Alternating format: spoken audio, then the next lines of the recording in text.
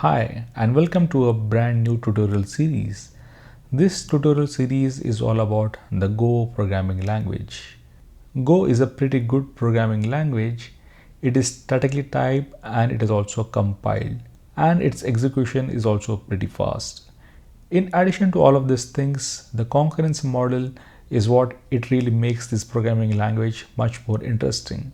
In some of the other older programming languages, concurrency was not built into its primitive.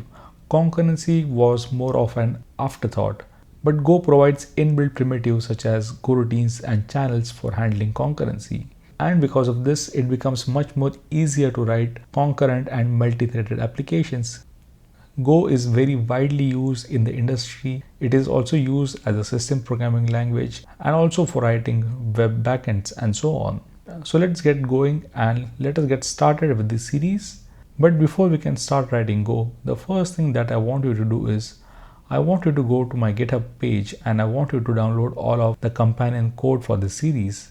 You can just navigate to github.com/octallium/moderngo101 and this is the companion code. And after you download all of this code, it will look something like this. Let me open up my sidebar. So here you can see that I have a couple of different sections. We have in all 5 sections, and I will be covering all of these things inside this tutorial series. That's it for this video, and I'll see you in the next one.